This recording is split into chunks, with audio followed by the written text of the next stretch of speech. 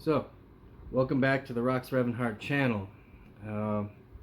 This morning I wanted to, I was woke up to the idea that the Mandalorian was getting cancel cultured over last week's episode of the child eating the frog lady's eggs, thus creating some kind of genocidal situation with their species. Okay, so I'm on VanityFair.com and they're running an article on Baby Yoda canceled amid accusations of genocide. My first thoughts on that: grow the fuck up. I was behind the cancel culture movement to a degree. I believe its intentions originally and possibly still kinda pure, but I'm also under the belief that it's more of a witch hunt at this point. You're attacking the galaxy's number one child when shows like South Park can get away with what they get away with. I think it's lame.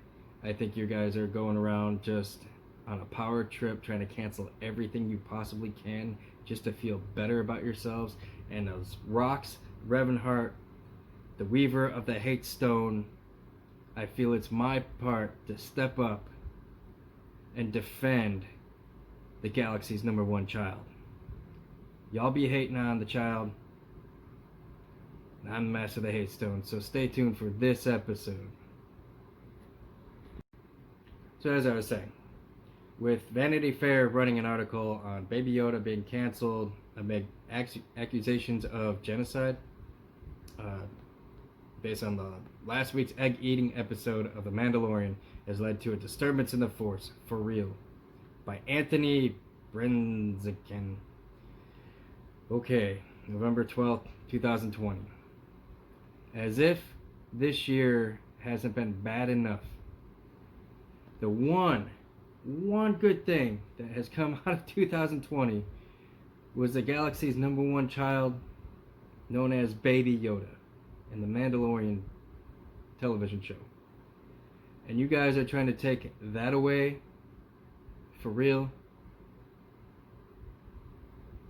Come at me, cancel culture, because I'm getting really concerned about your purpose. Alright, so let's read a little further, shall we? The bigger they are, the harder they fall.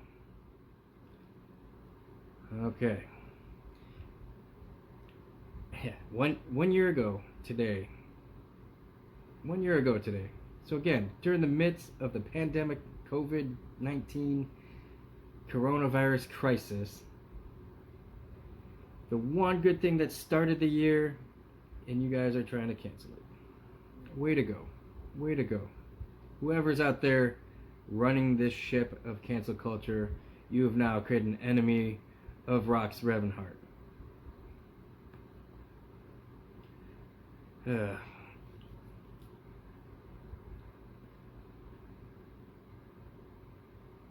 whether this is serious or silly depends on, as Obi-Wan Kenobi would put it, on a certain point of view.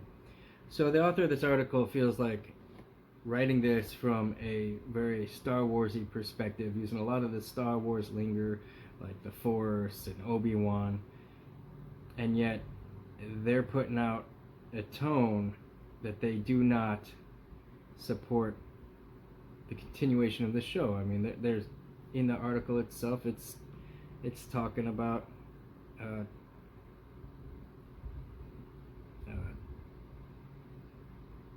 playing off of gross out laughs, you know. So I don't know. I think it's clickbait. I feel like this article is just strictly to get Vanity Fair on the map even further. I feel that the tone of this article, and I'm not going to cover the whole article. I've only got a few minutes to work with here on this recording program. That's interrupting. Great. Anyway, I just want to know who thought this was a good idea. Like, we have this woman whose species is facing extinction, and she's very protective of her eggs. We should have Baby Yoda eat them hey, dude, bro, high five. Like what? One Twitter user posted, whatever. So anyway, as you can tell by the direction of this article, they're just straight attacking the idea of the Mandalorian, Baby Yoda, whatever, the child eating Frog Lady's eggs.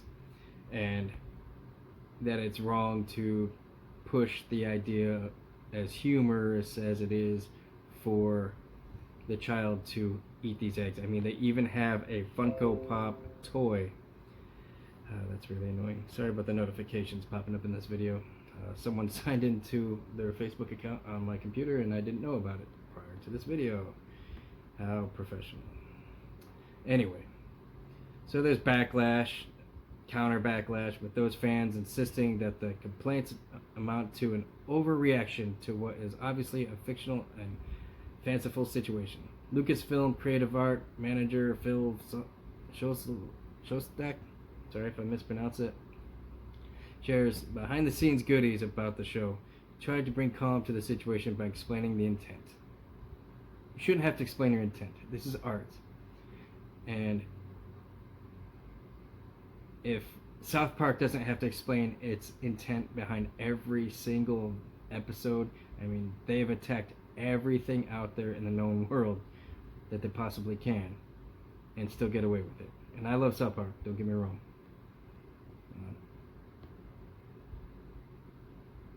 So, let's see.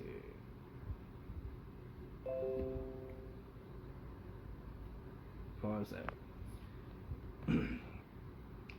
So as I was saying, with the Mandalorian and South Park not being canceled, but Mandalorian is under the microscope right now, I think it's ridiculous. I think that the focal points of complaints with increasingly hostile back and forth between those who were unhappy with the storyline and those who thought the uproar was overblown. I'm going to take the stance of the uproar being overblown. There are bigger things out there in this world right now to cancel that are a bigger issue than the fictional characters of The Mandalorian trying to tell their story, their narrative. I mean, what has our culture come to from where we started when I was a child watching things like Married with Children, and the humor there, to where it's at now is ridiculous. Now, I understand the purpose behind cancel culture. I get it. But I don't. And I know a lot of people are afraid to talk about it. So I'd like to talk about it. As a weaver of the hate stone, I'd like to explore why we are so hard pressed to cancel everything that we can cancel. As someone who's been protecting others from being bullied my entire life, I have stood up for the little man, the underdog, those who get bullied, and now you're picking on the galaxy's #1 child. So yes, I'm gonna stand up and I'm gonna defend the galaxy's #1 child. As a protector against those who bully, I'm your anti-bully, so come bring it my way. As I'm saying, pick on someone your own size, you know? This is a fictional realm. It's the one good thing that's come out of 2020, and y'all are trying to cancel it over a cute little alien thing eating the unfertilized eggs of a frog lady species. Looking too deep into it, and it's funny because you're fictional characters besides non-existent species. So stop the drama for a TV show, one of the Twitter people said. Sorry, I just continued reading it as I was trying to make my statement. I shouldn't have done that. So, I don't know. That's my take on it. I think everyone who's going nutty over canceling The Mandalorian over this needs to take a back seat and chill and just enjoy something in this world right now while there is chance to enjoy it. Don't look too deep into it. I mean, y'all got drama, comedians everywhere biting their tongues. You got Hollywood like tiptoeing around everything, ruining movies like The Terminator. I mean, yes, inclusion of male and females and all that stuff as heroic characters, going woke, all that is great. I get it. But it's also, what was the purpose of these worlds established to begin with? The testosterone driven Terminator? Come on. You woke the Terminator. And now you're trying to woke Star Wars, which I'm glad there's a lot more inclusion, don't get me wrong. But I think this is just getting a little out of hand.